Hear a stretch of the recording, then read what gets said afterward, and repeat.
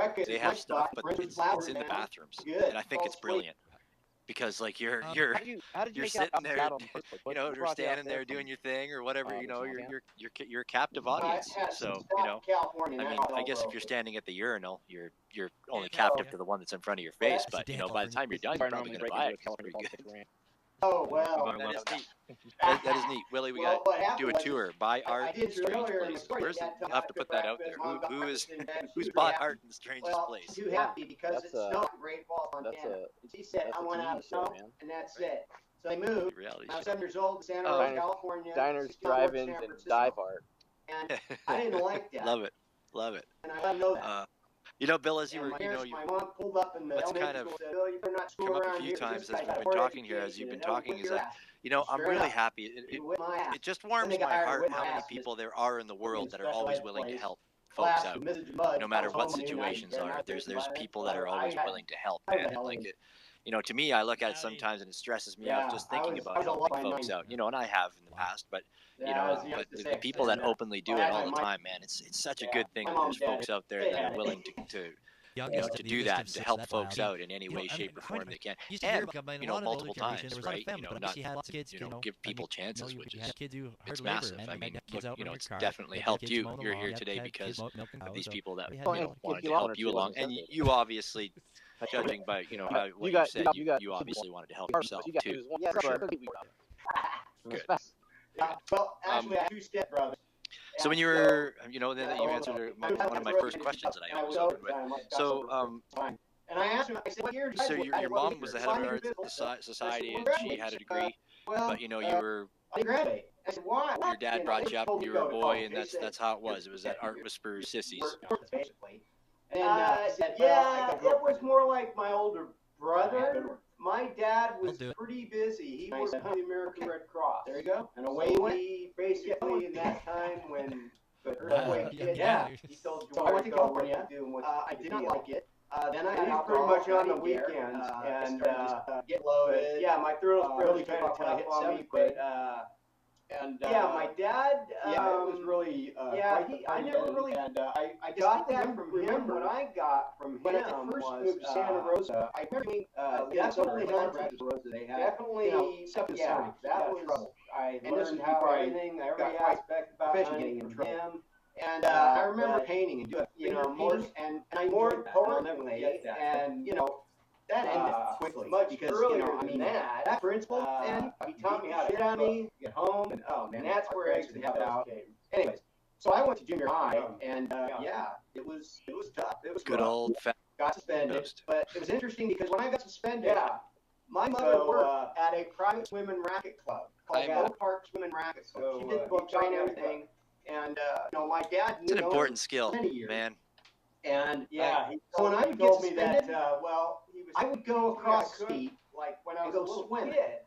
And I said, why? And there's a park connected to it. I'd go out there, go burn a joint. And when I'm good stoned, they have a snack bar where I can put stuff on. If you don't learn how to cook, so I'll chow down and then go hang out and maybe get lucky. I didn't like that idea, so. That's my kind of. That's not how my fucking suspensions I ever said, went. yeah, okay. Yeah. And then he said, by the way, the cop showed up. Women love it. You know, it didn't take me to jail. He just took me across the street again. And I'm like, what? Yeah, that was, yeah. I didn't know what the hell. Yeah, until I got caught something. And then he said, that's why your mother gets fed or value mother's little helper every Saturday. So then they put me in what they called the opportunity class. Okay, Dad, and that was that. And that class was run by a man that was a giant, and he was fierce, and he was For mean, real. and he was vicious. I mean, he was. So that's the problem is me putting toast in a toaster or like popping open a Pop Tart. That's where I'm he would lacking. escort us to and from the bathroom because we were the bad boys and girls, and I didn't care. I obeyed the rules, and so he and I were cool. But you know what? So the first class that you took was the digital photography class. How did you find that? Was it something you enjoyed, or it just wasn't your vibe? And then when you ended up, that's why you do paintings now. Well, I found that actually. I need to back up a little bit. I found them, and I just got drunk, did drugs. And that's an and then that it was bad. And then my parents said, "Who is real hands-on? How would you like to move back to Montana? You know, addiction, whatever. And all you got to be is, you know, 24 hours. By the way, they left to Montana. 24 hours sober at 18 years old because they would follow. My brother would follow their rules. He would partying and doing shit. And then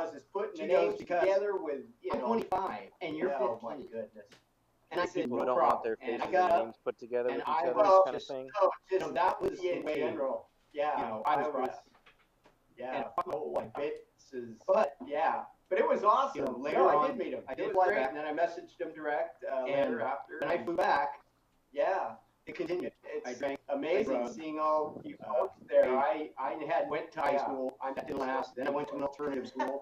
That didn't No, it was last. such an amazing They have time. It teachers' was so pride. cool. And I then I remember quit when you school, walked in, dude, went because bigger, better things, I had washed seen dishes. I had seen And then, you pictures of you before, so as soon as you walked in the door right away, I was like, damn, that's fucking Bill Knight, man.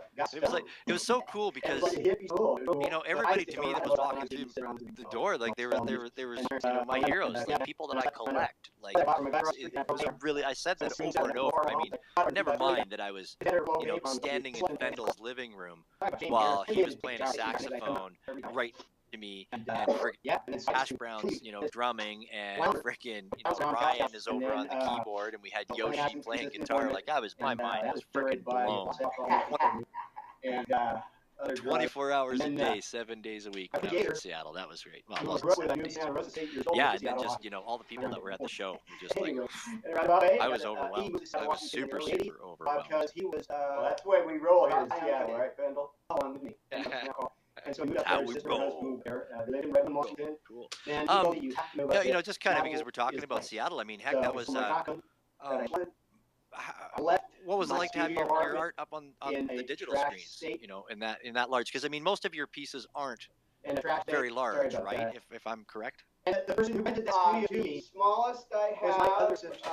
Again, I used stretch canvas. Living there. When I was homeless, new man. I have 9-inch by 9-inch. I packed my stuff. I got on the Greyhound. 11-inch. I sold my car. I shot my buddy with coworker with dropped me off the bus. A few. I got on the Greyhound. I had 12 multiple volumes. But I really prefer 16-inch by 20-inch. That's really my favorite. Myers Jamaican dark room. 60 by 20. Transport. The bus was packed. It was the old Greyhound. The only seat is right up by the front door. My neighbor, I think he's some. By the window, next to an extremely large woman, Death Star. And I packed in there. And I was drunk up my ass, coming through the out. walls. He's like, I need some so Death I Star. have to carry bag. Yeah. Hey, Chris. Hang on a minute. I got paint. Yeah. And I took the bill. Valium. I took a big swig. I love it. This is a great show. This is dedefinitely like just hanging out in somebody's, I said, don't worry, man. living room. I thought his neighbor was. Put the cap on the way. That's the last thing I was like, you guys won't let me up to talk. I had to come over here. And I came to in jail cell. I know it was in Snow County Jail in Santa Rosa because Bing bong. Oh, it's just I've Bendel. been there multiple times. That's how we are in Seattle. Yeah. Superstars just So I popping hit the over. door. The guard comes Sister down. State Look at his hanging out. arm. He's really California about that. He told me if I kick All his right, the door Death Star is again, good. I'm not. he's gonna what really am I on tonight? do me one over. And he said, you I don't have anything as fancy as Death Star. I have. There's two homeless drunk bums like I What do was. I have tonight? It's not there, even. and I was It like, doesn't okay. even. It's got a label And on he it let that me has no out. name. Oh, that's great. I get I back probably to us. picked this one just because it had a clever Then I name. have a 2-hour layover. Actually, this then was I meet my Cushion- second Cushion oldest Berry brother was this there. one. That's And right. we go to this bar, get Cushion drunk, his Berry. truck gets Are you towed. So I have to take a taxi. Are you an indica man or a sativa man I show or up at a bus stop in downtown Yeah. Seattle, Washington. That's what the doctor told me in the beginning. I'm Ryan, Prescribed prescribed to to me, me, California. a mess. And he Then picked me that's up. what they prescribed And when he I got says, a "Well, let's go medical in." and And walked we'll you where you same thing. thing. But my doctors Somebody are on over board, in my my therapist, man. They said, God, That's just good don't to see. drink, please. For That was Christ's sake." October 1987. So you're what we call Man. California sober then. What fucking ride. Yeah, Everything, yeah, everything but weed. yeah, whatever blows their hair. Sorry to back. traumatize anybody. No. Hey, No, I've been to a couple house Recovery parties in San sponsor Rosa. says, look, Bill, it says the I'm only aware requirement of for memberships is that, how easy it is don't drink. to get fucking, drugs and alcohol in that city. I'm good with it, man. It's I fine. mean, It's It's, the parents do get hey, shit. Ruckus is my spot, and Friends with Flowers, man. and it has moved I'm out. good. It's all Santa sweet. Rosa, home of Charles M. Schultz. And Tim Wines. So How did you make it out to Still have to Seattle live in there. the first place? What brought you out there from? But Moved it out. so Well, oh, wow. I had As you were some telling your spot story, in Bill, of course, California, and like, that's where all flipping hell through your art broke here loose. and checking out some of your stuff, and so it kind of brings me to a question now. Damn So everything you paint, What's is that? it all from personal Damn experiences? California. Is it, this from is where I emotions normally and stuff? I break mean, into you're obviously California using it as a politics tool. rant to help Oh, yourself. well. about our lovely governor. Or some Yeah, well, Yeah, what we're happened over now, now. I did mention Yeah, let me earlier in my give story me- that my give dad me got one out minute. of That was a lot. Mom Just got come breakfast Yeah, in yeah, bed, yeah. and she No, was it's really not. happy. Un momento, Well, por she wasn't Seriously, too go right happy ahead, man. because it It's your snowed show. a lot in Jeez. Great Falls, Folks. Montana. Here's the next She paint. said, I went Williams, out of the guest snow, night, Bill Nate. Like and to thank that's you all it. for popping in here tonight. so they moved. See a lot of When I friendly was faces. 7 years and old see in some Santa new Rosa, faces in here. See new faces California, coming and hanging out 60 with us. miles north of San Next week we're gonna have B Francisco. on the show, and Willie's gonna try and get to the bottom of I didn't like that. what B means. and I let them know that. How do you get B just B? How did you get to be just be? And my I wanna parents, see my what mom pulled call up in sign. the Hang on. elementary school You and get the 26 said, of them. "Bill, How do you you better get one of not the 26? screw around They just here, call you because this W? guy's got a If you poor want. education, and they'll whip your No, ass." Zard. I know there is, And but that's sure I enough, don't know where I'm going. He Yeah. whipped my ass. Last, tell you this, the Then they got tired of I whipping don't know. my If you ass want to and just call it just one letter, really, we totally put can. me in the special ed place. Yeah, Class just was pick 'em. Mrs. You Mudge, want me to but call I it was home Z? by noon. I didn't Marco care, and I Gneezy? was drinking by I then. call you Z. So Z? I was a B, hellion. or Z? Ryan, that's your question. Should we come up and see Rowdy. what you got to say while Yeah, we I go was, break here? I was a Absolutely, lush we're probably boy. do that. Nine. He thought he missed a train. He thought Wild. we were coming in on closing. Yeah, I was and youngest I'm like, of oh, six, so it's probably and, the fuck. Can I have my hand for a by question? that time, no. my yeah, If he connects my up, mom and dad, 100%. they had it.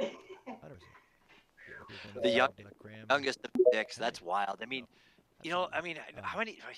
Used to hear like a lot of the older generation. There was a lot of families, but I guess you had lots of kids because you know, you had to have kids do hard labor, man. Like you had to have kids out repairing your car. You had to have kids mowing the lawn. You had to have kids milking cows. So everybody had. If you lost one or two, it wasn't you as want to get on, devastating. we're down at, man. You know, Like, for real. Some of your story, You know, heavy well, foods, You got I'm you sure got others- you got you got heavy two fouls. kids, you lose I mean, one. you know, some of us, It's pretty hard on you you know, mentally. don't think But you about got those lines 9 as we kids, need you those lose lines one, you go, sometimes. yeah, that when sucks, somebody but does share we stuff, still got you these 8 we appreciate got to it, 'cause worry it's always, about. you know, to put the world in perspective sometimes. And it helps. I mean, it's it just makes facts. sense to you. I got arrested. Well, actually, I have two stepbrothers. Yeah, And cup hold on us so, the first time I smoked pot. yeah, I was that's a freaking the whole fuck other out. show. Just When I fucking moved to Seattle, my dad was That's how they thrilled. get you, though. I think that's what's fun to them done. arresting you. Is just And watching I you was think you're sober high at and the just time. really I was get also you. sober for some time. And I asked him, I said, "What year Shit, did you you're my graduate, question, Bill. I Dad? thought And my what was question your now. major?" Yeah, I said, "My major I was remember your physical question. ed, Bill." And question was, And I if said, I'm not "Well, mistaken, when'd you you mentioned graduate?" He said, you were looking through my art on well, my page, and you mentioned I didn't graduate. with And emotional I or said, something like "Why? that. What?" It's, You yeah, know, they never are told all me of to go to college. They Are all said, of your paintings always "You're from some kind of forget it, emotion, man. or sometimes you just lay Worth- shit down? You know, worthless, basically. Yeah. And then Actually, he said, Yes, "Well, and no. I got a When I girlfriend." first started, that would be no, because I was I had starting to to go, you know, kids play cool. That'll do it. And so I was And Latin I there, said, "Huh? just kind of Okay. like to There prove. you go." And I'm away he went. as weird as that He sounds. kept going. And then I did one thing at school, and then I started doing it. And then I would show people, as I mentioned, that really So I went to off, California. more often I did that. I did not Then like I it. noticed the emotion, Then I had and that goes alcohol, into it. and I didn't kind of care.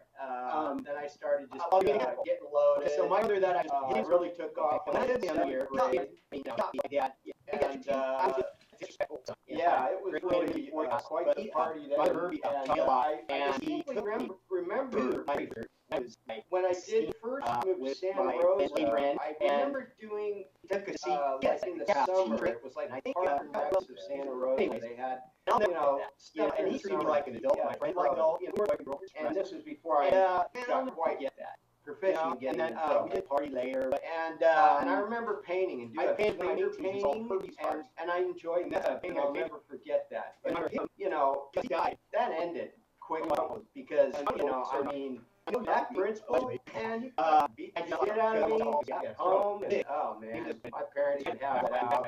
Don't forget Anyways, so I went to junior high, and and never got yeah, out of it my was house. it was rough. I got suspended, but it was interesting because when I got suspended, my siblings, my mother worked at a private swimming racket club called Oak Park Swimming Racket. She did the booking, ran everything, and you know, my dad knew the owner for many years.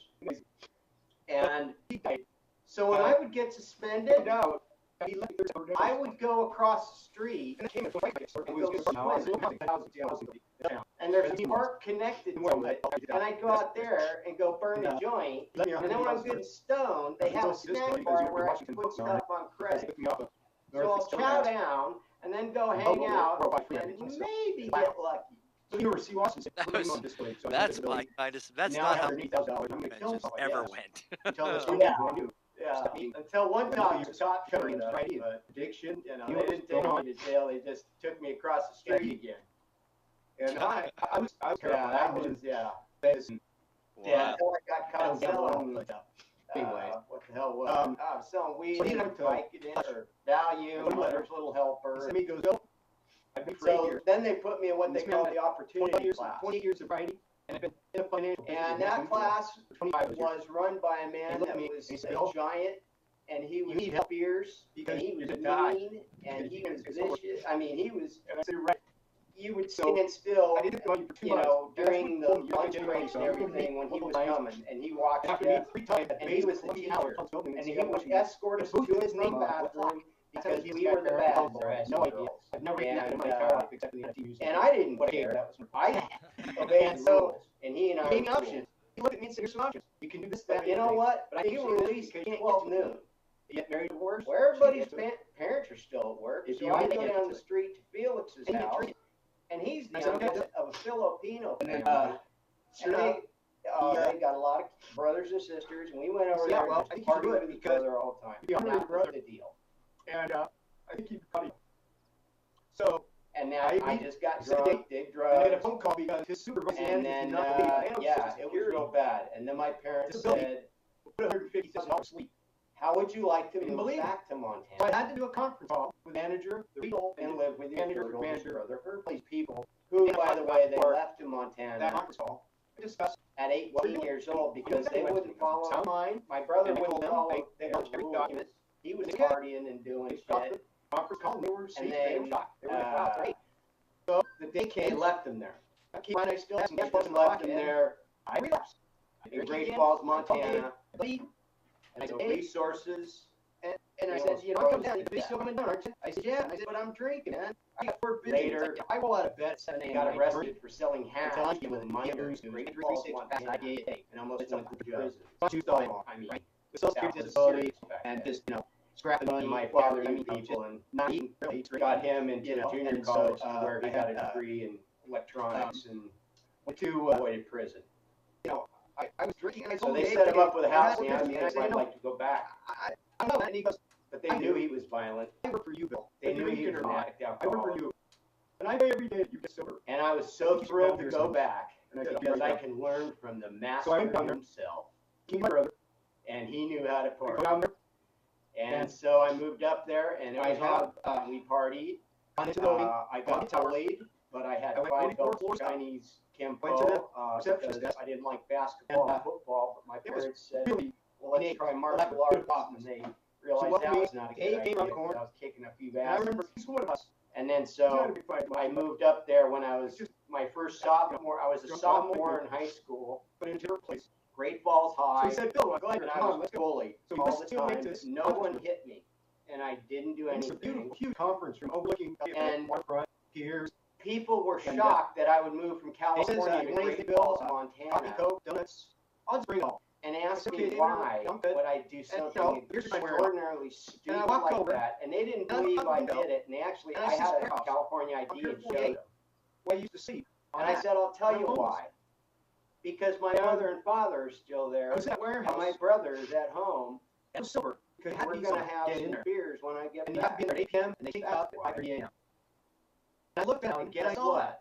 Everybody followed me to my house and we're partying. I mean, and it was on. And it just unbelievable. Chaos. I'm standing by the window. He goes, got into fights and you know, yeah, sure. I had 5 belts of Chinese martial arts. I'm a little sport, and he's. He was 6'4", 275. He was like a wrestling champ. You see that warehouse down there after 48?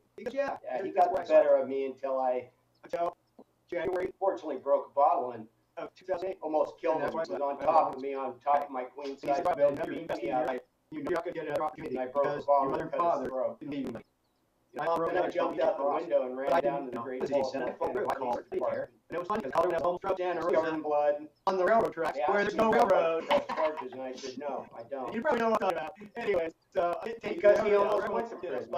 And I love my brother. So I decided. Anyway, so yeah, it really is 4 days. Surrendered to the cops, whatever.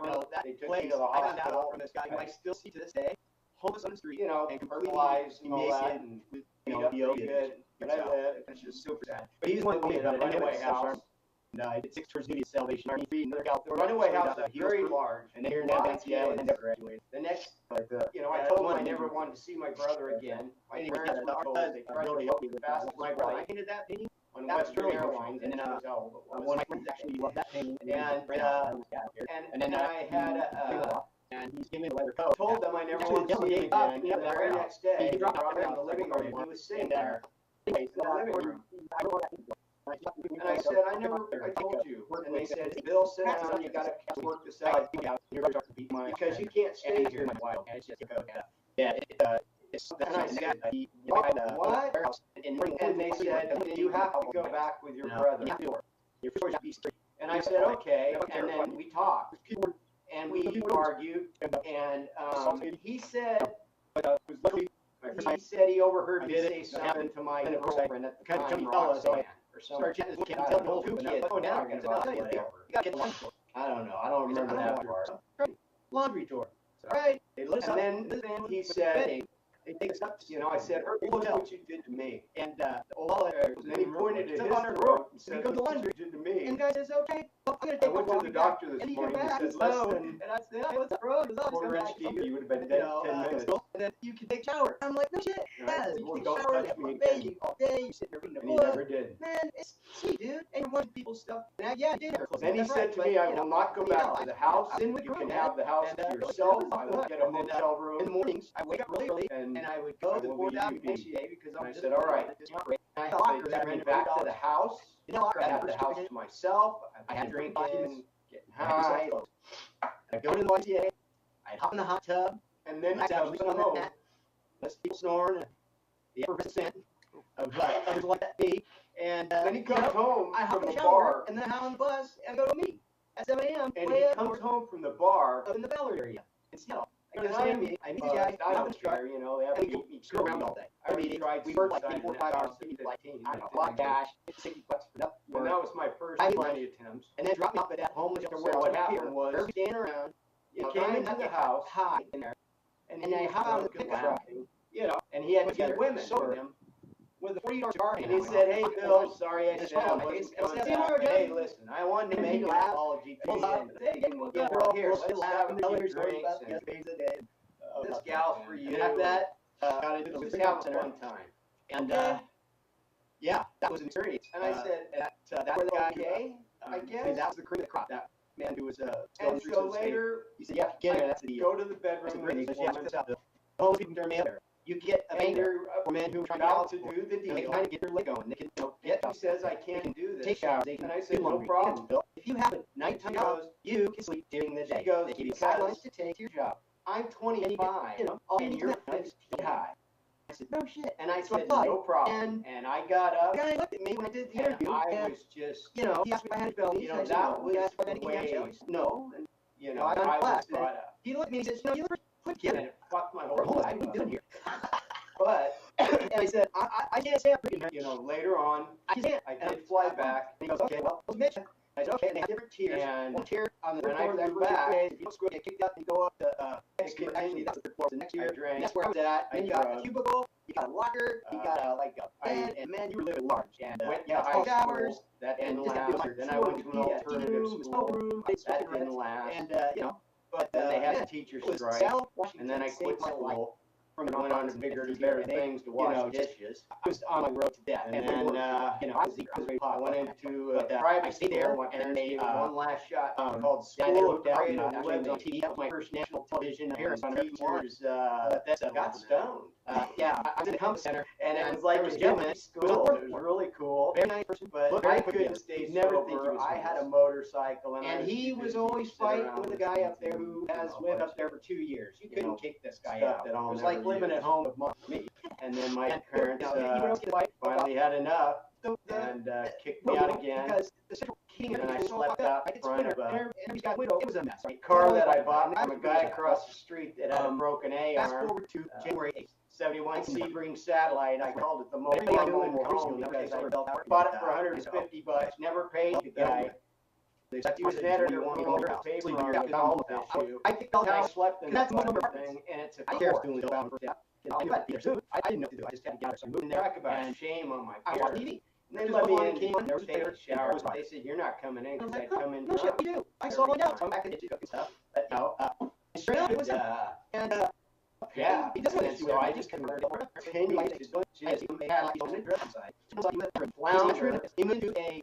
I was bouncing around couch to couch, and then old still around there. finally had some consistent employment, and that was generated by lots of alcohol, and him was big fight. And other drugs. And then our friend Gator, the man ran out of the house. Who I grew up with, I knew in Santa Rosa since 8 years old, moved to Seattle, Washington. Anyways, in a roundabout way, I got he moved to Seattle, Washington in the early 80s because he was and he got to die on cocaine. I say that because along with me, my mother did contact. And so he moved up there. His sister and her husband moved up there. They lived in Redmond, Washington. Then he told me you have to move up here. Seattle is the place. So I sold my shotgun. So I slept with. I left my studio apartment in a trashed state.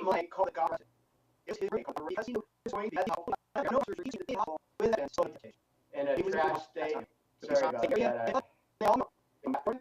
And the person who rented that studio to me was my other sister's husband.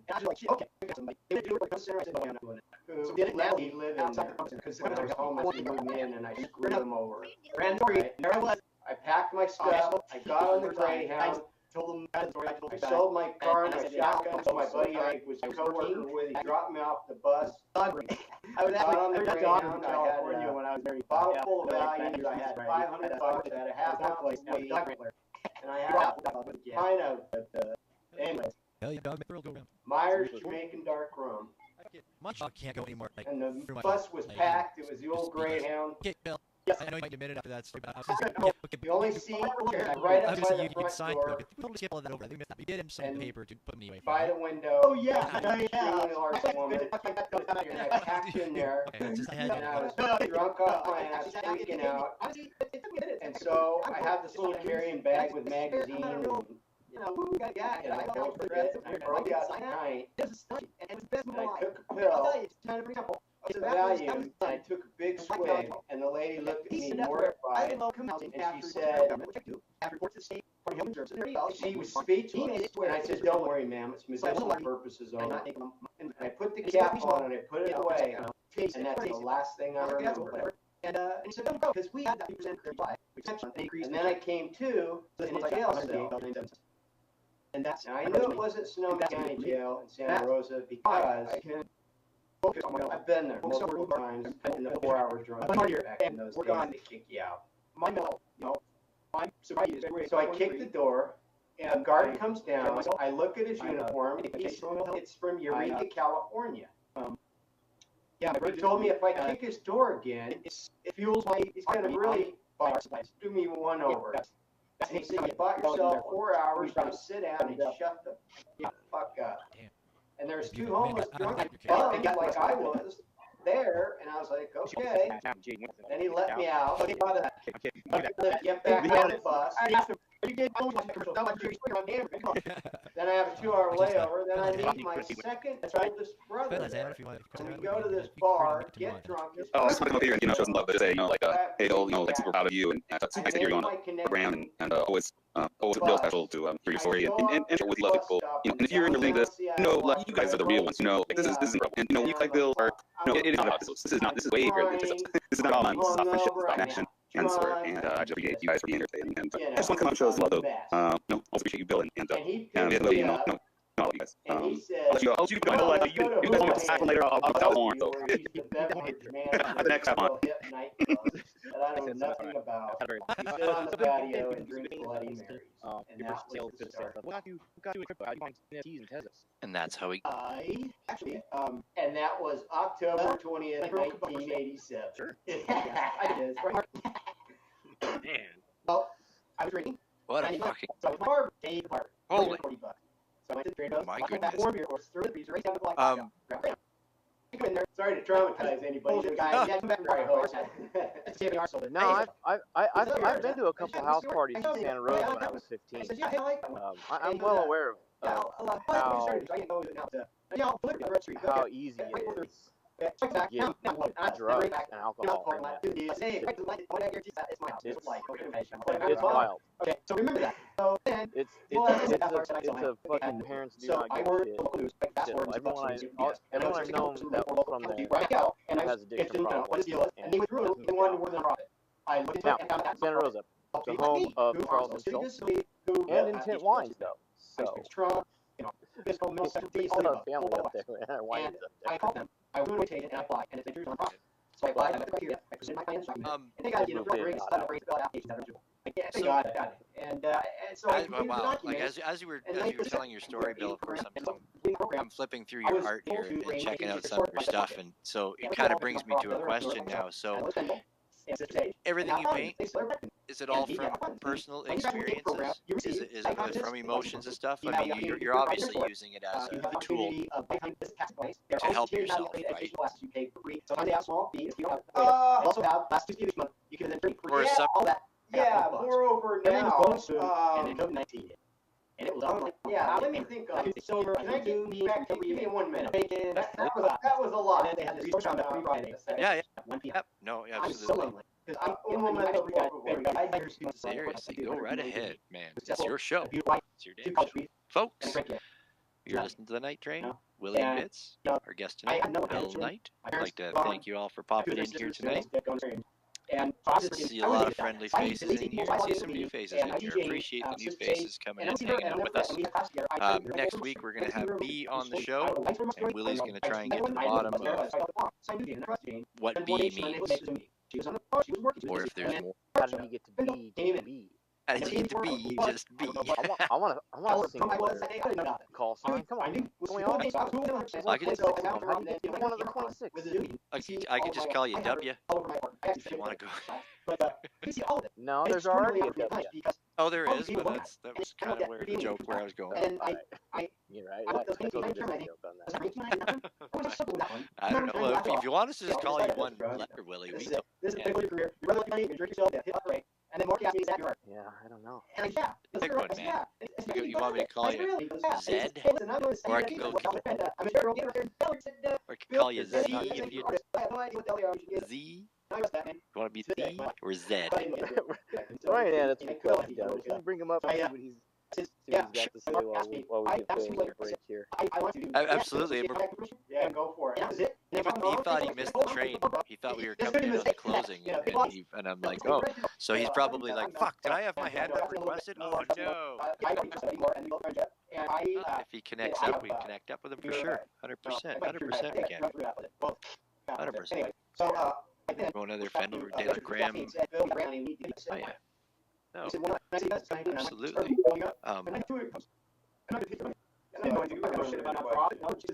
Unless somebody wants to come in and say howdy.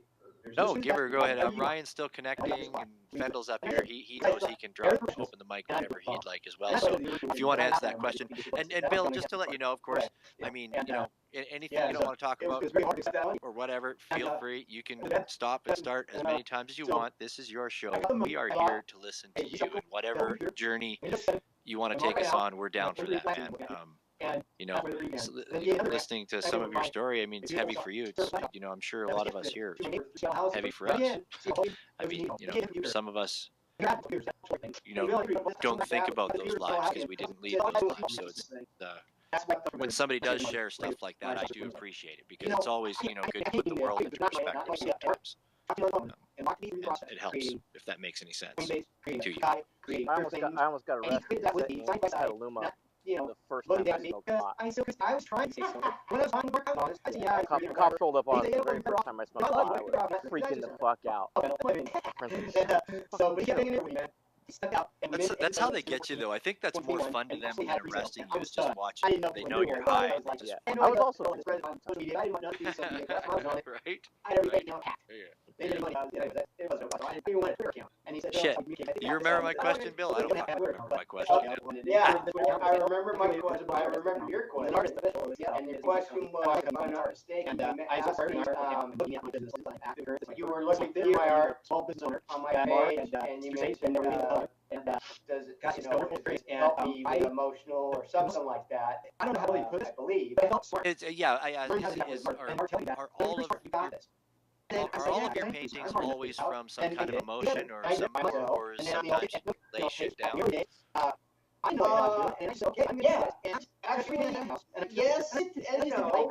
When I first started beach no, because I didn't think I was still an artist, I mean, I was, it's like cool. And, yes, and, so I would just slap paint on there, just to kind of, but I guess prove, I don't know, myself wrong, as weird as that sounds. And then I did one painting, I thought, oh, this is cool, and then I just started doing it. And then I would show people, as I mentioned, that really freaked me out. The more often I did that, then I noticed the emotion that goes into it. It's kind of wild. Well, I'll give you an example. Okay, so my brother that I just mentioned, his name is Herbie. Okay, and when I lived with him that year, he taught me everything. I mean, he taught me what my dad, my dad tried to teach me because I was disrespectful, flat out. Gratefully, I made amends to him before he passed, but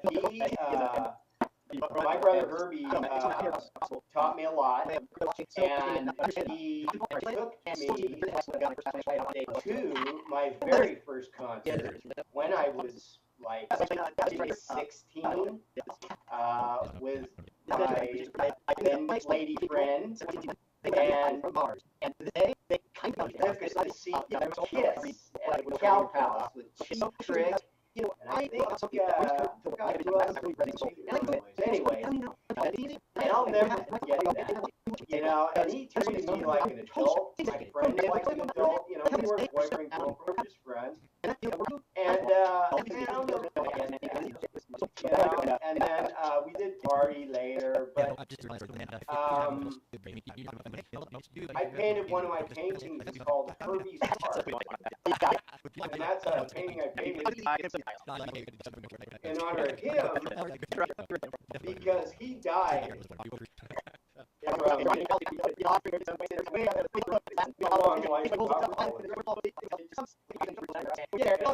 don't know if he's sober or not. I know he did not like me, allegedly. And I did not like him because I was a homeless alcoholic in Seattle, Skid Row. I hit it big, and he was really disappointed. And he tried to act like my dad who passed away. But I'll never forget, I told him I loved him, even though he told me he was dying together. And I said, go ahead, I'm trying now. And, but I never forget, I told him the last conversation was when my mother passed in October 2007. I figured I'd call him. Might be a good idea, right? Your mom died. What the hell? Let's give it a whack. And I found out how my mother died because I was homeless still. Through a letter from her attorney saying our apologies for her mother passing. Because my mom wrote me off a long time ago, as well as the rest of her, my siblings. She wrote us all a letter because she had a new boyfriend that my older sister introduced her to. That created her addiction to alcoholism, but so my brother Herbie died at 58 years old, and he never married, and he made a lot of money. When he died, he was very successful. He was about sex, drugs, rock and roll, strippers, party, but towards the end, he rented a room from a couple, an older couple. I got to meet them, and they were amazing. But he died, and I found out that he left me 30% of a Prudential life insurance policy. And that came at a point where I could not get sober. I was in an apartment now. I was in low-income housing, HUD housing, Seattle Housing Authority, in Belltown, where that routine was. Where I almost died. Well, actually,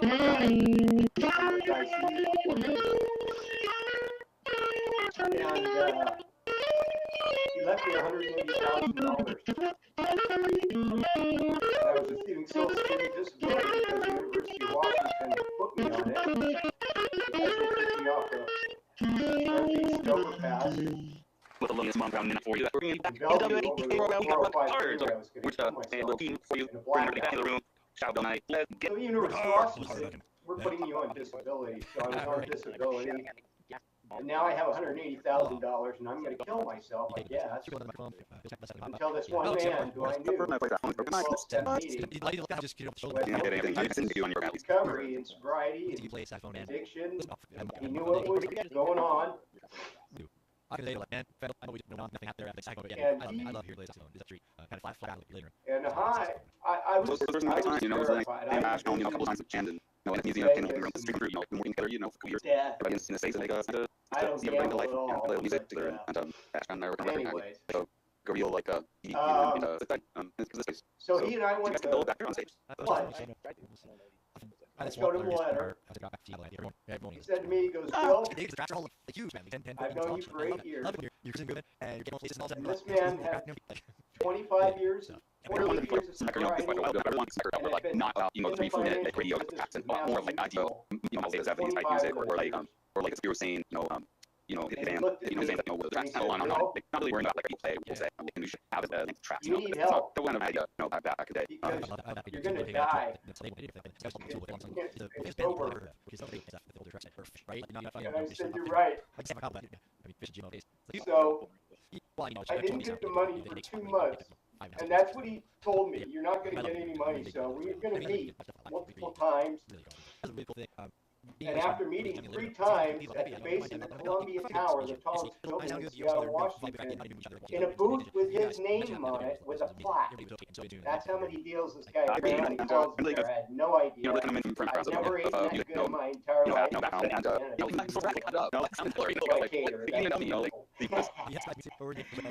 And so he gave me options.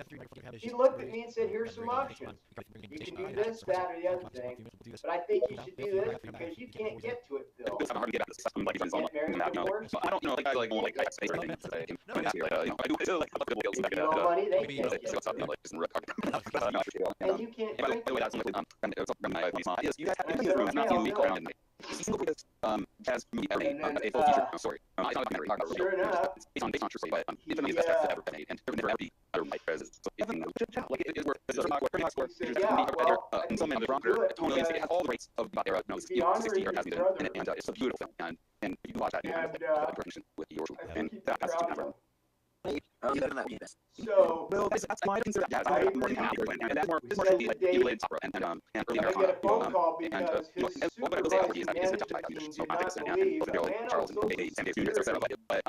But the initial working that's what I did. In addition, I was interested in that film. I mean, 59 in the United States and world of Nicholas Hughes. I have a copy and copy that film. It is very classic. So I had to do a conference call with the manager, it's regional, and it should be like the Lions Americans, because of all these people. And Dave and I talked about it before that conference call. And we discussed what we're doing. And I knew exactly what I was doing. Sound mind. And I told them, I acknowledged every document. And they said, okay. They got off the conference call and they were shocked. They were like, wow, that's great. So, the day came. Keep in mind, I still had some cash floating in my pocket, and I drinking again. I called Dave, my buddy, and I said, Dave, and I said, I'm coming down. He goes, but he's still coming down, aren't you? I said, yeah. I said, but I'm drinking, man. I already got 4 beers. He's like, I roll out of bed at 7 a.m. and I drink until 9 p.m. with a 2 p.m. boost. And I drink 3 6-packs of IPA a day. And it's a block to Trader Joe's. So I'm juiced all day long, right? With a Social Security disability and just, scrapping money, whatever, not eating, clearly, just drinking, and so, went to, Over here. you know, I was drinking, and I told him, Dave, I'm drinking, and I had 4 beers in me, and I said, you know, I don't know, man. And he goes, it certainly does it because, you know, I love the art, do. where the art is coming from is inside you. So I mean, I work for you, Bill, whether you're drinking or not. Any friend of Mark's, I work for you, pretty good. Mark didn't, and I pray every day that you get sober. But I think you should come down here and sign it. And I said, I'll be right down. So I went down there, thinking of my brother. I go down there, and I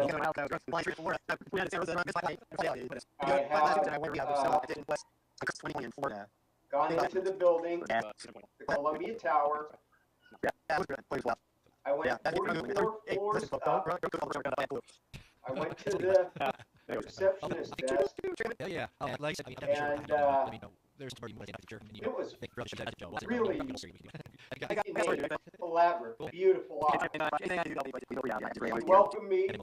Dave came around the corner, and I remember he's one of us. He's not a big financial much. He's just, you know, drunk bum like me, but in a different place. So he said, Bill, I'm glad you're here. Come on, let's go.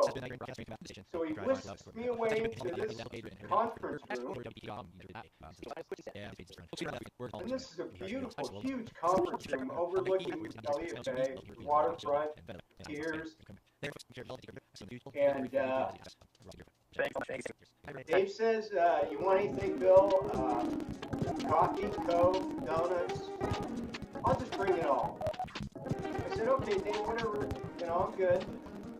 And, you know, The Night Train with Willie and Bits on WX8 and I walk BK. over, and I look out the window, and I see this warehouse on Pier 48. The Night Train with Willie and Where I Bits used to on sleep WX8 on a mat BK. when I was homeless. And I was in The that Night Train with warehouse, Willie and Bits on WX8 BK. and I was sober, because you had to be sober to get in there. And you have to be in there at 8 p.m. and they kick you The out Night at Train with 5:30 Willie and a.m. Bits on WX8 BK. And I looked down and I saw that warehouse, and Dave walked in and he said, "Here you The go, Night Bill, Train got all with kinds Willie of and great Bits stuff." on And he had WX8 all kinds of BK. stuff that just was unbelievable. And I'm standing by the window, and he goes, "Bill, come here. What do you know?" The what's Night up?" Train with Willie and Bits on And I WX8 turn BK. around, and he asked, "Are you okay?" And The Night Train with Willie and Bits I on said, WX8 BK. "Come here a minute, Dave. I'm going to show you something." And I said, "Do you see that warehouse down there on Pier 48?" The Night Train with He goes, Willie "Yeah." and Bits I on said, "That's where I WX8 BK. until January The Night Train with Willie and Bits on WX8 BK. and that's where I slept when I was a homeless guy." And he said, "Right on, Bill. Now you've been investing in your life. The Night You know Train you're with not gonna Willie get and another Bits on opportunity WX8 because BK. your mother and father didn't leave you any money. You know, my mom wrote me a letter telling me to kick rocks. But I didn't. The Night you know. Train I with was a Willie and city Bits son, on and I followed through. I WX8 called her. I BK. didn't care. And it was funny because I called her when I was a homeless drunk in Santa Rosa on the railroad tracks where there's no railroad. The Night Train with Willie and Bits on WX8 BK. You probably know what I'm talking about. Anyways, so I'm getting tanked at the railroad, the railroad, spot. The Night Train with Willie and Bits on WX8 BK. Bump gums with her and told her I love her, and that was the last I talked to her. But anyway, so yeah, it really. The Night Train with Willie and Day, Bits and on it was really funny WX8 because, BK. that place I found out about from this guy who I still see to this day. homeless, The Night Train with Willie and Bits on WX8BK. initiated, you know, the opiate addiction here in Seattle, and it's just super sad.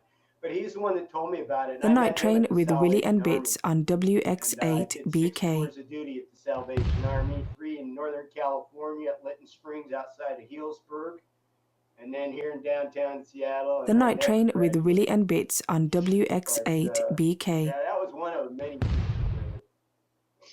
But anyways, yeah, the art does really help me with. The Night Train with Willie and Bits on WX8BK. Really emotional. And then one of my friends actually loved that painting, and he wanted just a print out or whatever. And I said, The Night Train with Willie and Bits on WX8BK. Very well off, and he's given me a leather coat in the past. He's actually the gentleman who gave me a job. He picked me up at that warehouse.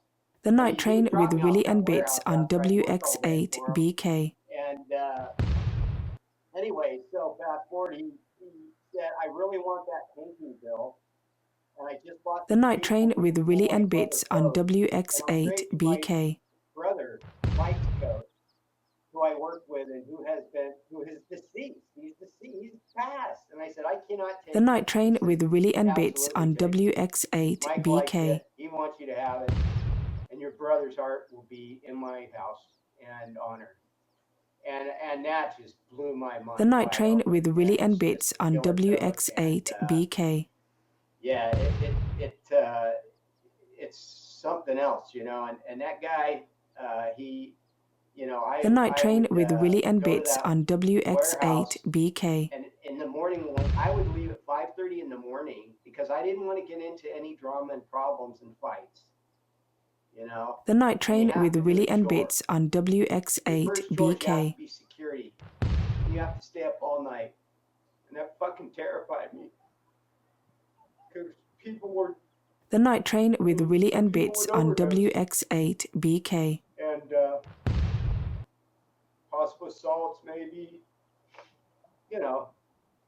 But I was The Night luckily- Train with Willie and Bits first on night- WX8BK. I did it. Nothing happened. And then, of course, I'm kind of a chummy fella, so I start chatting this one cat. The and he Night tells me Train the whole with Willie scoop and of Bits what's on going down here. He said, "No, I'll tell you the WX8BK. deal. You got to get the laundry chore." I said, I don't want to wash your stuff. Trust me. Laundry chore. The Night Train with Willie and Alright. Bits on They load us up to this WX8BK. van with the bedding. They take us up to this old hotel. And, The Night Train with Willie and Bits on Jump on WX8BK. there in Aurora, and we go and do the laundry, and the guy says, "Okay, well, I'm going to take off for a while. I'll be back." And then The he Night comes Train back, with he's Willie and Bits stoned, on and I said, "Oh, hey, what's up, WX8BK. bro?" He goes, "Oh, just come back. It's all good." And then, you know, it was cool. And then you could take a shower. And I'm like, no shit. The Night Train Yeah, with so you Willie take a and Bits shower, on they have a buffet, you can eat all WX8BK. day, you're sitting there reading a book. Man, it's sweet, dude. And you're washing people's stuff. And actually, yeah, you did have their clothes in there. That's right. But, you know, I mean, hell, I was in with the crew, man. And it was off the hook. And then in the mornings, I would wake up really early, and I would go to the 4th Avenue YMCA because I'm on disability and I got a discount rate. And I had a locker that I rented for $8. In that locker, I had my birth certificate, I had important documents, and I had 3 sets of clothes. And I'd go to the YMCA, I'd hop in the hot tub, relax after sleeping on that mat, and listen to people snoring and the effervescent scent of others like that, me. And, you know, I hop in the shower, and then I hop on the bus, and I go to a meeting at 7 a.m. way up north, up in the Ballard area in Seattle. I go to the 7 a.m. meeting. I meet this guy. We hop in his truck, and we go screw around all day. Go to meetings. We'd work like maybe 4 or 5 hours. You'd give me like, I don't know, a lot of cash, $50, $60 for nothing work. buy me lunch, and then drop me off at that homeless shelter warehouse on the pier where everybody's standing around, you know, trying not to get caught high in there. And they hop out of this pickup truck, you know, put together, sober, with a $40 cigar hanging out of my mouth and a pocket full of money and a smile on my face. And I'll say, I'll see you tomorrow, John. And he laughs and he pulls off. And I say, hey, gang, what's up? And they were all bullshitting and laughing. They're telling their stories about the escapades of the day. And I was off the hook, man. And then after that, I got into the Lutheran Compass Center. And yeah, that was an experience. And that's where that guy who told me that was the cream of the crop, that man who is still on the streets to this day, he said, yeah, if you get in there, that's the deal. And I said, really? And he goes, yeah, check this out, Bill. The homeless people can get their mail there. You can get a bank there for men who are trying to get child support. You know, they can kind of get their legs going. They can, you know, get child support paid. They can take showers. They can do laundry. And get this, Bill, if you have a nighttime job, you can sleep during the day. They give you a sack lunch to take to your job, and you get, you know, all your needs met. And I just don't get high. And I said, no shit. So I applied, and the guy looked at me when I did the interview, and, you know, he asked me if I had any felonies. I said, no. He asked if I'd been to King County Jail. I said, no. And, you know, I was kind of perplexed. And then he looked at me and he says, you know, you look pretty put together for a homeless guy. What are you doing here? And I said, I just can't stop drinking, man. I just can't. And I'm fucked. And he goes, okay, well, we'll submit you. And I said, okay. And they have different tiers. One tier on the third floor, that's your first tier for 30 days. If you don't screw up and get kicked out, then you go up to the next tier. Actually, that was the third floor, was the next tier.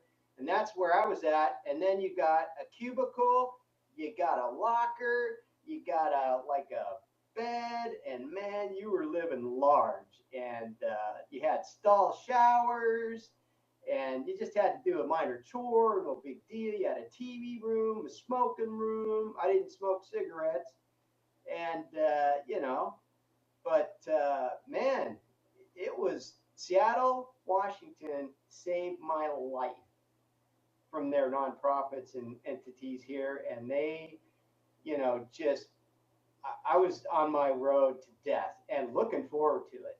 You know, I was eager. I was ready to pop the clutch on that deal. But I stayed there, and then they then I later moved out and actually was on TV. That was my first national television appearance on America's Most Wanted. I'll let that settle in for a minute. Yeah, I was in the Compass Center, and there was a gentleman who was on the fourth floor. Very nice person, looked very put together. You'd never think he was homeless. And he was always fighting with a guy up there who has lived up there for 2 years. You couldn't kick this guy out. It was like living at home with mom for me. And they were, you know, he would always get in this fight about the window being open, because the central heating and air conditioning was all fucked up, right? It's winter, and everybody's got the window. It was a mess, right? So they're always fighting about it. And the guy was getting pretty upset about it. Well, fast forward to January 8th, I get an apartment. I'm thrilled. But everybody I knew in recovery said, you'll never stay sober in Bell Tower and you're going to die. And I said, oh, okay. Well, then I won't move in. And they said, that's a smart decision. I said, when do you want me to come over to your house and sleep on your couch? Because I'm homeless, pal. I don't know what. I picked Bell Tower because that's the most number of apartments. I didn't care who's doing dope out on First Ave. You know, I knew I'd be there soon. I didn't know what to do. I just had to get out of there. So I moved in there and I was watching TV. America's Most Wanted came on and there was a trailer and there was Roger. And I was like, huh, no shit, what'd he do? I guess I'll find out. So I went back in the kitchen cooking stuff, and sure enough, it was him. And apparently, he does have an issue with air conditioning because in Fort Lauderdale, Florida, apparently he utilized a stolen identity from a Cadillac he stole in Atlanta, Georgia at a construction site. He stole the gentleman's ID. He was a veteran and he received veterans benefits. He moved into a assisted senior living with a roommate who was an immigrant from the Russian area, Baltic, somewhere around there. He was an immigrant. He married, raised a family, and retired in Florida, living out the rest of his life in peace. But Roger was always arguing about the air conditioner. And the guy was so pissed and hammering on him, and it was a big fight. Well, Roger recruited one of his friends. Roger proceeded to take a 5-gallon gas can mixed with diesel, saturated the man, and lit him on fire. The man ran out of the house. Everyone's trying to put him out. They helivaced him to the hospital in excruciating pain and later died. His son, who lived in Chicago, was a successful father and businessman, came on the show and shared about his father. And Roger was nowhere to be seen. His culprit and his cohort was caught and spilled the beans. And then so Roger did that, and he lived with me. And I share that because, you know, my mother gave me a letter saying, don't contact me. You know, my mother and other people called me stupid. And why can't you be more like other people like your sister or brother, or mostly my other sister, alleged sister. That's a whole other show. But, you know, and now I'm in lodging with a murderer. And that pierced my heart. And so I called. And I told him I knew him. I told him I saw him 2 weeks ago in passing. I said, hey, Roger, how's it going? Great. Yeah, I got a place in West Seattle. Thanks. Yeah, see you later. Bye-bye. And they said, okay, we'll get back to you. Well, it wasn't my call that got him arrested. It was his roommate's call that got him arrested because he knew Roger was going to be at the VA hospital following up on aftercare on an open heart surgery he received at the VA hospital with that man's stolen identification. And he was going to be coming home at this time. The police surrounded, staked out the area, and they busted him. And they hauled him out. They brought him back to Florida, and they prosecuted him. Then I get a phone call, and it's America's Most Wanted. And I'm thinking, oh, Jesus, they want me to go on TV. And I'm like, oh, shit. And I don't know what to do, man. And I'm just, I don't know. And I'm just like, shit, okay, if it can help somebody. They wanted to do it in front of the Compass Center. I said, no way, I'm not doing it. So we did it in an alley outside the Compass Center because the Compass Center helped me. I don't want to give them a black eye. And then sure enough, they ran the story, and there I was on national TV for the first time. And I just told them kind of the story I just told you guys. And I said, and now, you know, I'm sober. I was sober at the time. I was working. I actually was dog grooming. I learned how to dog groom in California when I was married. Yeah, another life when I had 9 years, 2 months of sobriety. And so I worked at this dog place, and I was a dog wrangler. So we'd rock out and play with dogs all day. It was a gas. But anyways. Hell yeah, dog make the world go round. That's a ruthless story.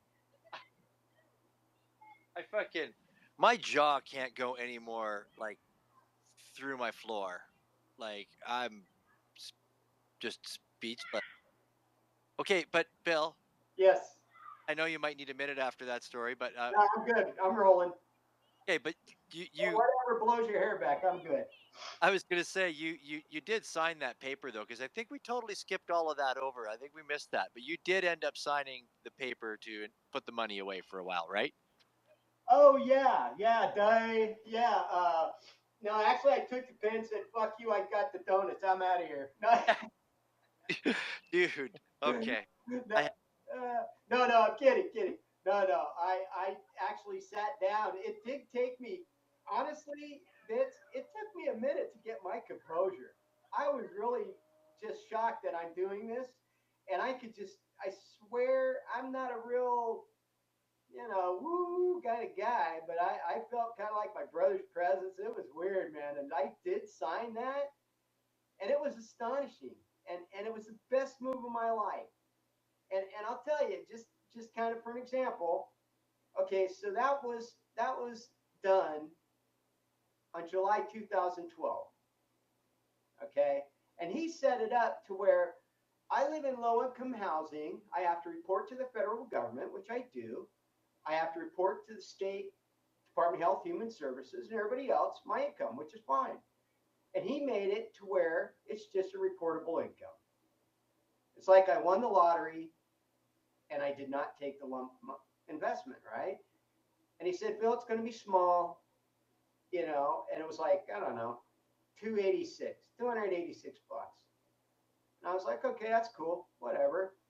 And he said, but it'll grow because we added that 3% increase every July, which is next month, and it increases 3%.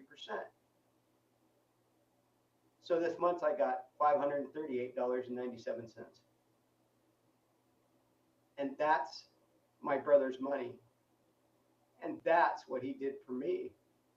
And that's why I can focus on my mental health and focus on working with Mark and Fendel, my buddy Mark here, and work on my mental health. My sobriety date is February 8th, 2023. And I take care of myself. I take medications for my mental health.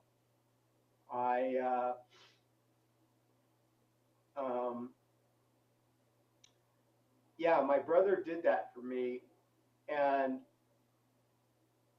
it fuels my art. I mean, I buy art supplies.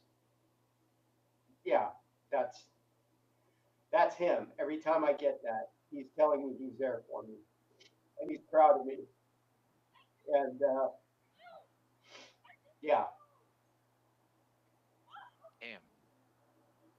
That's beautiful. And man, I'm glad. And I get that for the rest of my life until I die. Awesome. Unless you call 877 cash now and get J.G. Wentworth involved, you get that annuity back out. No, Dave thought of that. I'm kidding. No, don't do that. No. Dave, leave it how it is. I already asked him. Are you kidding? I'm always watching that commercial because I'm watching Jerry Springer while I'm getting hammered, man. Come on. Actually, just Fendel had his. It's not often you get to throw in a J.G. Wentworth joke. That's right. Fendel had his hand up. I don't know if you had a question there, Fendel. We could bring you in here, man. You can feel free to unmute anytime you want, Fendel. Oh, I just wanted to come up here and show some love and just say hey Bill, super proud of you and super nice to hear you on program, and always real special to hear your story and share it with these lovely people. And if you're in here listening to this, like you guys are the real ones. Like this is incredible. And when you collect Bill's art, it is not about Tezos. This is way bigger than Tezos. This is not about money. This is about friendship. This is about connection and support. And I just appreciate you guys for being here today. And yeah, I just wanted to come up and show some love. So, always appreciate you, Bill, and Bits and Willie. I love you guys. I'll let you keep on going. You can, if you guys want me to play some saxophone later, I'm gonna bust out this horn. So all right, keep that horn handy for sure. I got the neck strap on. I thought you said something else. All right, I've had a very long. So Bill, you said you've been painting since 2016. Your first sales were physical sales and stuff. So what got you into crypto? How did you find NFTs and Tezos? I actually, well, can I tell you real quick about my first sale? Sure. It's a fucking gas. I think it is. Right, Mark?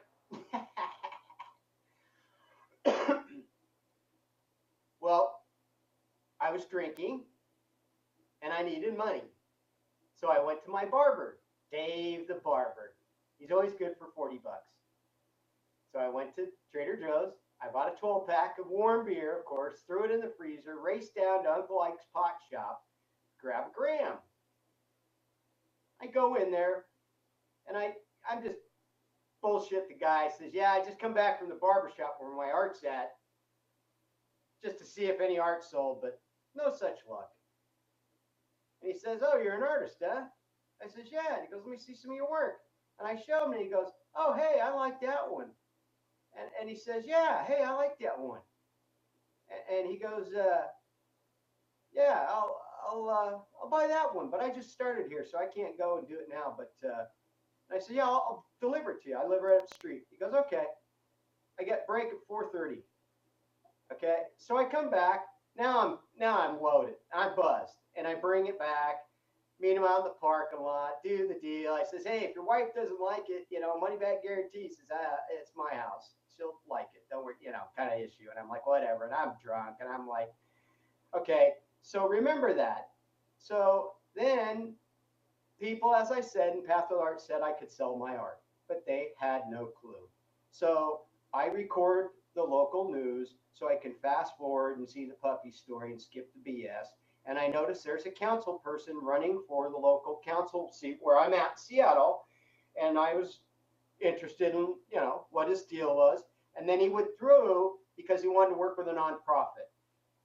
I looked into it and I found out that nonprofit helps people like me who are on Social Security disability, who got issues. Let's just, I've experienced trauma, physical, mental, sexual, all the above, the whole ball of wax. And I called them. I went to an orientation and I applied, and it's Ventures Nonprofit. So I applied, I met the criteria, I presented my financial documents, and thank God, through all that drinking, I still have enough brains to fill out applications that are legible. Thank God for that, God. And so I completed the documents, and then I was accepted. I completed their 8-week program, and as a result of completing that program, I was able to bring my paintings into their store at the Pike Place Market. They have a store there called Ventures Nonprofit with other entrepreneurs like myself, as well as Vendel and Sister Sage, and they have product in there, and they sell their product in there. And we get our funds. And when you graduate the 8-week program, you receive lifetime business advice and counseling. You have the opportunity to keep your product in their store. You have the opportunity of lifetime business tax advice. They're always continually having upgraded educational classes you can take for free. Sometimes they have a small fee, and if you don't have it, they'll waive it. And you also have the last Tuesday of each month, you can meet with an attorney for free. All of that I got for $100. Everything was going along smooth, and then COVID-19 hit.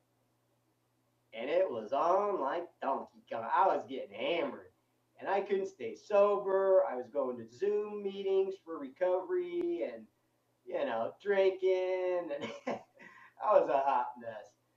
And then they had this resource roundup every Friday at Ventures at 1 p.m.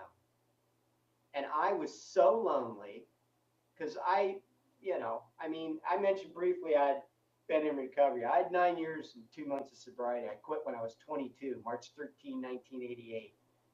I was successful, had a beautiful wife, with 2 college degrees, and I drank again. And she left me. And, I had no one. I had no children. My parents were gone. I have 2 estranged sisters, and everybody else is dead, gone, or estranged. And so I was just drinking, and I was drinking to die, man. So I needed to at least see people. So I logged into this meeting, and I would see Jane from Sister Sage, and I would see her, and I'll never forget when we had a class together, I chatted with her and I told her my story, and I could see her emotion after my story. I don't know why I told her my story. I don't know. I just met the woman. I didn't know who she was, and there it was. So I felt the bond. So I knew Jane, and I trusted Jane. And then one day she was unable to make the Zoom meeting. She was on the farm. She was working. She was busy. And then Mark showed up. Bendel came in. I'd never seen him before. I don't know who he was. I don't know what caliber of drunk I was that day. I didn't know nothing. I knew he was cool with Jane, so I was cool with him 100%. And then so I would have my camera off, and then when I turn my camera on with a Zoom meeting, you see all of my art. I have art all over my apartment. I actually sent Bits a couple shots, but you see all of it. And it's extraordinarily awkward for me at times because all these people are looking at it. And it's kind of like that weird feeling again comes back. And then I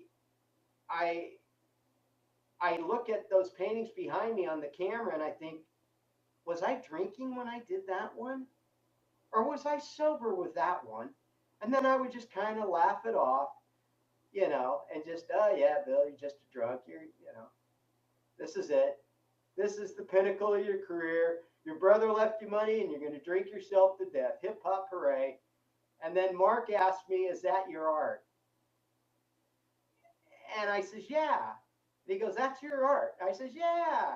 And I says, you like it? He goes, I love it. And I said, really? And he goes, yeah. And he says, hey, listen, I'm doing this. Have you heard of NFTs? I said, well, my childhood friend, I mentioned earlier, old Gator up there in Ballard said, Bill, NFTs are the next thing for artists, but I have no idea what the hell they are. You should look into it. And I trusted that man to this day with my life.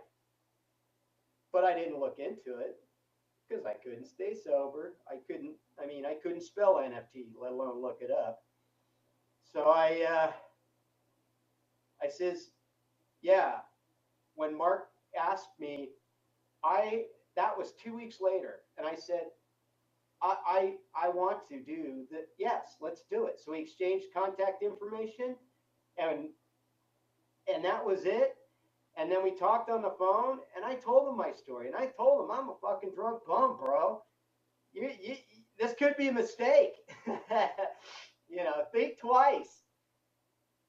Consult a professional. I'm fucking. I'm fucked.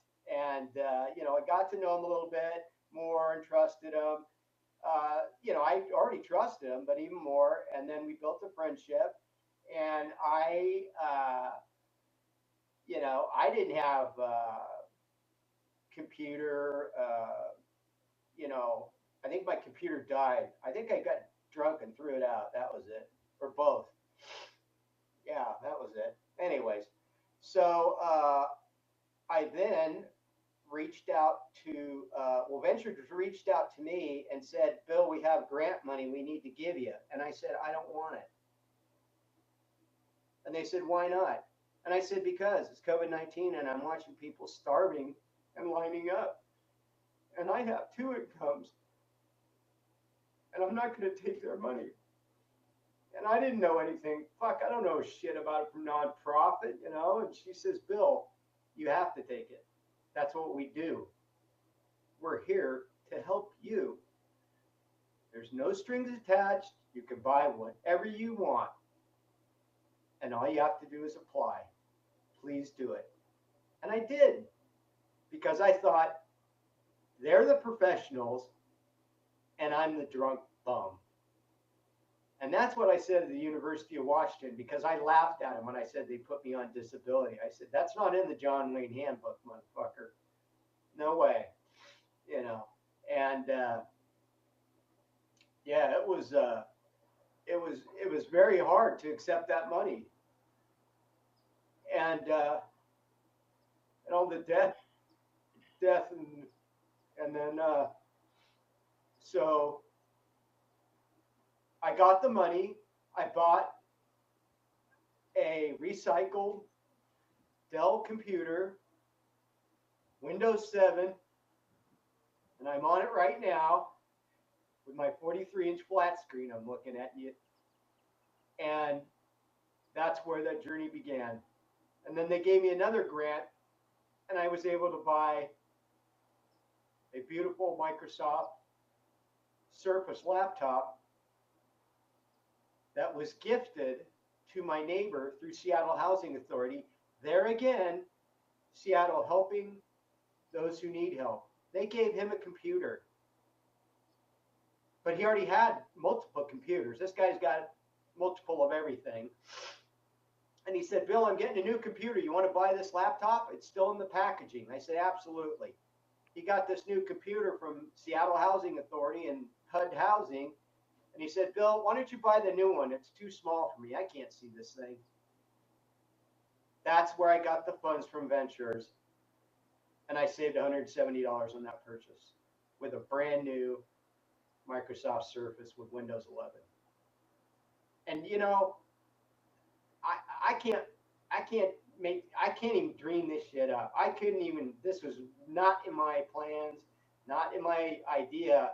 And Mark talked to me on the phone and walked me through the process of creating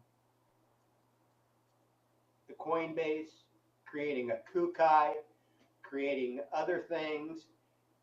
And he created that with me side by side, not,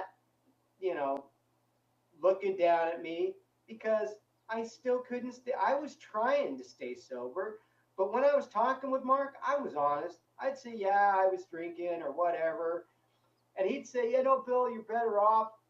I love you either way, but you're better off not drinking. But that's just, fentanyl. That's my opinion. And but he kept hanging in there with me, man.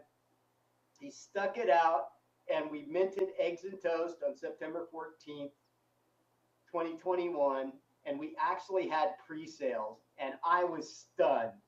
I didn't know people even knew who I was. I was like, but I had no idea that Fendel had this present on social media, because I didn't want nothing to do with social media, because last time I was on it, I had every bank account hacked. They didn't get any money, but I was, anyways, it was what it was. So I didn't even want a Twitter account. And he said, Bill, that's how we communicate. And I think I got pissed at him, and I said, I don't want to. He goes, Bill, you don't have to have a Twitter account, but. And I said, okay, I'll get one. And then he generated this Twitter account with this handle, and I couldn't believe it, because there's a Bill Knight artist with, he's an artist official in Seattle. I couldn't get his name from my company. That's why my company is called Knights Art. And I am the sole proprietor in Knights Art right now. I'm looking at my business license. I am active and current. This is my 5th year of being a small business owner. And Mark and Sister Sage has been there with me the whole time. And gosh, it's just been a wonderful experience. And I don't know how to really put this, but I felt smart learning how to do that with Mark. And then Mark telling me that, you're pretty smart. You got this. And then I was like, yeah, I guess I am pretty smart. I'm smart enough to figure this out. And then I did together. And then I did it by myself. And then on the old Hit Eknunk, page back in the early days, I didn't know what the hell I was doing. And then I just said, okay, I'm going to do this. And I just took every painting I had in my house and I took a picture and I minted it. And I just did that I think all day, all night. And I just did it. And I pumped them out because I thought this is all going to end. The world's going to explode. It's all going to be $1 million to mint. I just had a panic, And, so I get a phone call from Mark. And this was just, I'll never forget it. He called me and he goes, congratulations, Bill. I said, for what? And he goes, the greatest of all time. Something to that effect. And I said, what do you mean? And he goes, bro, I've never seen anybody mint as many pieces as you've done right now. And I said, really? And I didn't believe him. I didn't believe him. I was like, get out of here. And he goes, no, go look at some other people's pages. And I did, and I didn't know even other people existed. I didn't know they had other pages. I didn't know who's on first. I didn't know who's on second. I couldn't fucking stay sober. I'm smoking a joint. My neighbor's knocking on my door, and, hey, Bill. But, and it was off the hook. And then it happened. I made money.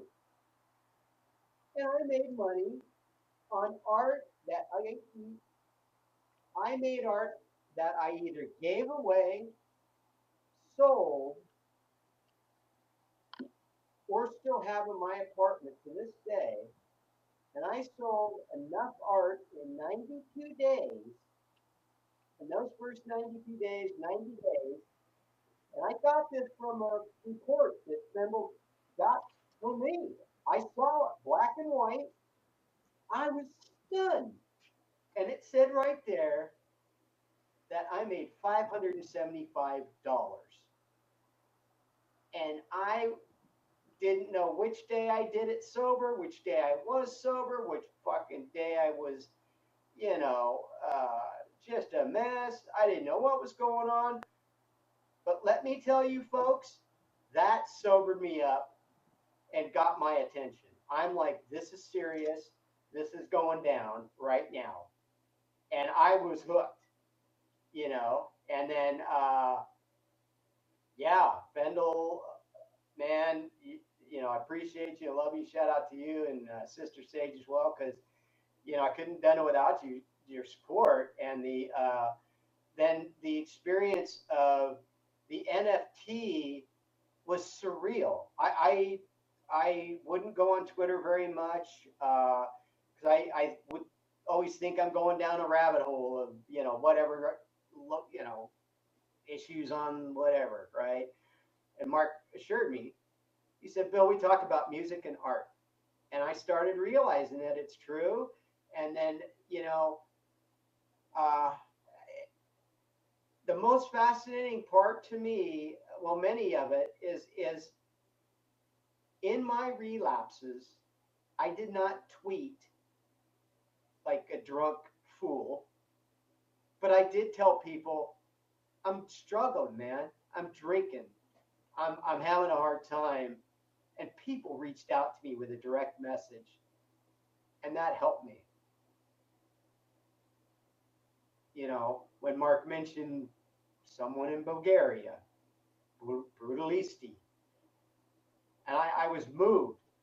Someone across the world gives a shit about Bill Knight, and then I found the opportunity to buy art and support other artists in other countries where the dollar is an exchange rate is extraordinary, and I love their art.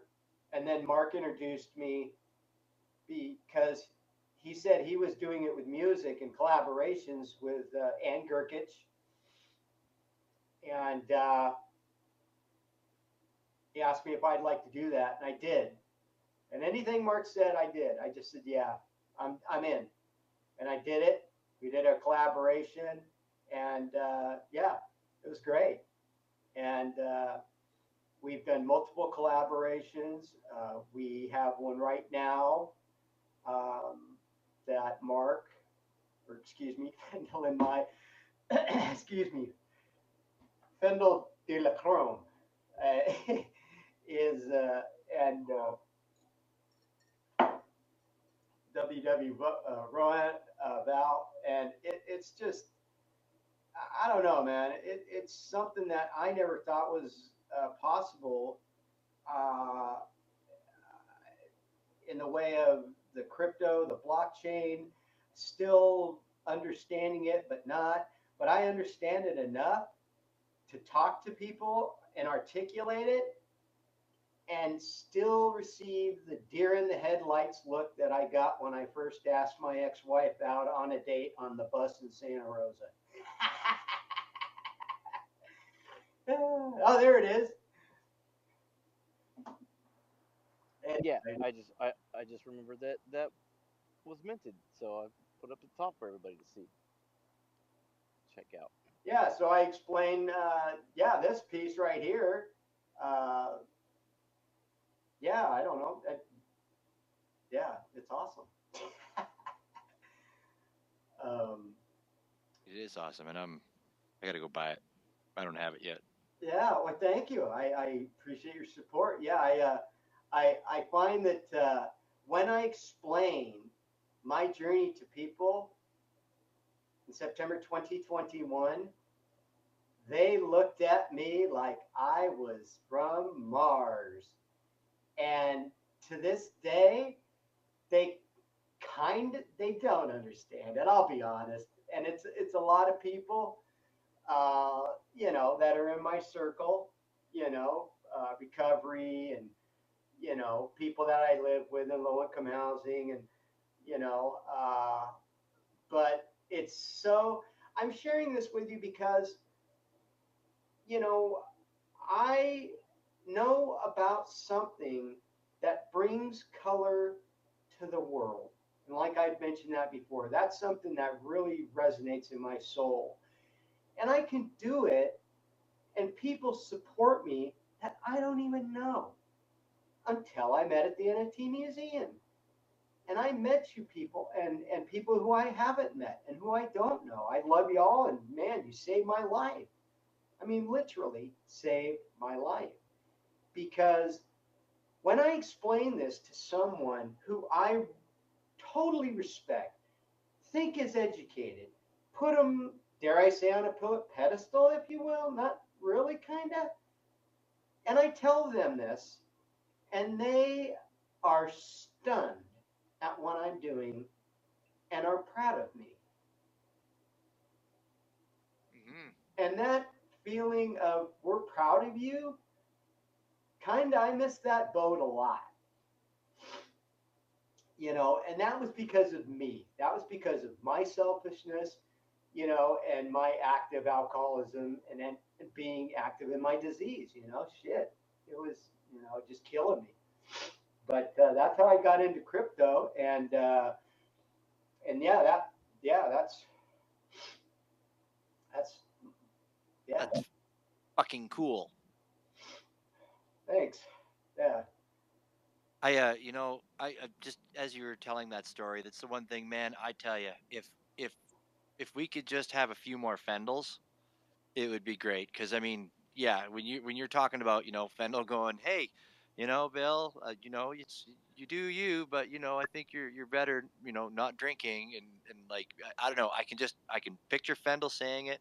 Like if Fendel told me to do something, I'd be like, yeah, yeah, I'm gonna do that.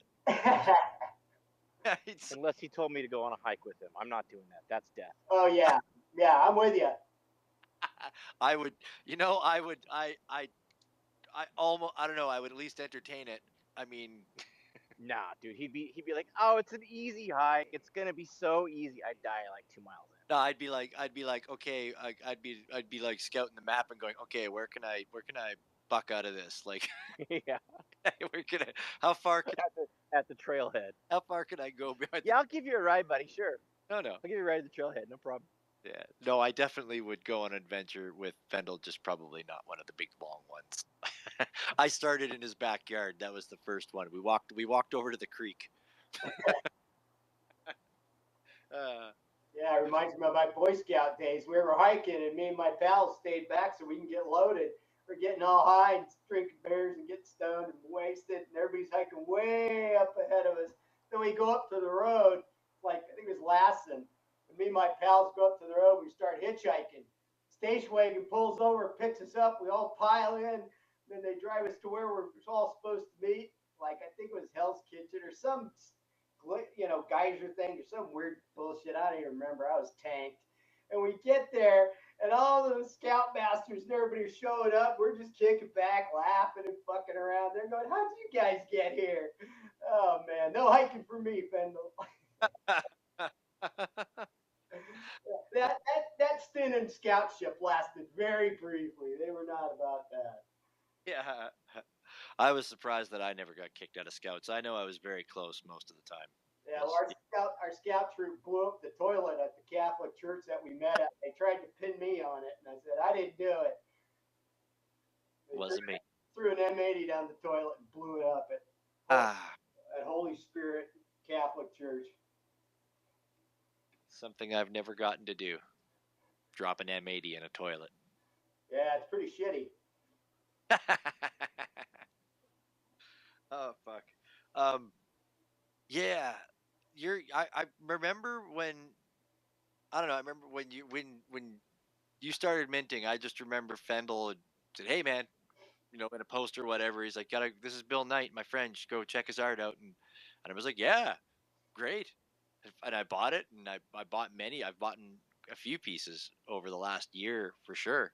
Um, but I remember one of the first. I don't know if it was the first thing that you had ever said to me or whatever. If it was in a post or if it was in a DM, I can't remember. And I just remember it's always stuck in my head. But you just said, Fendel told me I would meet nice people here, and I did, and I really like all of you, and thank you very much for buying my art. But I don't know why that sticks in my head, but that was like one of the first things that you ever messaged, and I was like, well, that's awesome, because buying somebody's art and then getting that kind of a response is really great, right? Like you're happy, and that makes me happy, because your art made me happy, and it made you happy in the process. That we're back to that little triangle thing, little Yeah, happy triangle.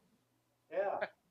Thank you so much for purchasing my art and supporting me. That's amazing. Yeah, I never forgot the time Mark told me, you know, excuse me. He said you guys mentioned me on your program, and I said, "Shut the fuck up." I said, "No way." He goes, "I'm serious." I didn't believe him again, and he says, "Yeah," and I said, "Okay," and I don't know why I didn't believe him, but he sure enough sent me the link, and I heard my name, and you guys showed my Snoqualmie Falls, and I was just fucking just like, whoa, man, that just blew my mind.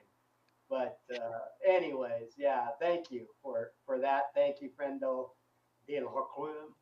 And yeah, wow, what a mind blower. Yeah. Hell yeah. Yeah, you shared that in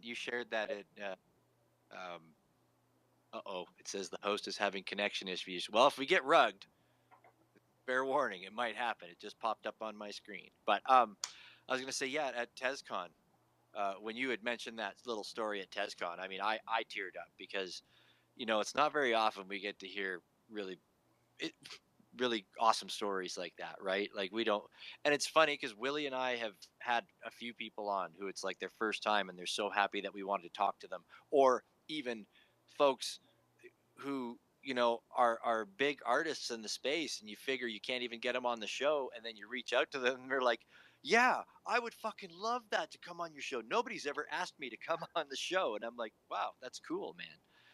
It really makes Willie and I smile. It's kind of why we do this show. I mean, we meet really great people is the big thing, and then those moments like that where you make a difference in somebody's life, and in no matter how big or small. Well, I remember Paldy Paldy. Weren't we all buying Paldy Paldy the one night? That's how we kind of met Paldy Paldy. I mean, we were. I think you had a fresh drop, and yeah, we were all picking it up. I mean, I'd collected him before, and Paul, who's a ghost, had collected him before. But yeah, it was like at a drop, and then we were like, wait a minute,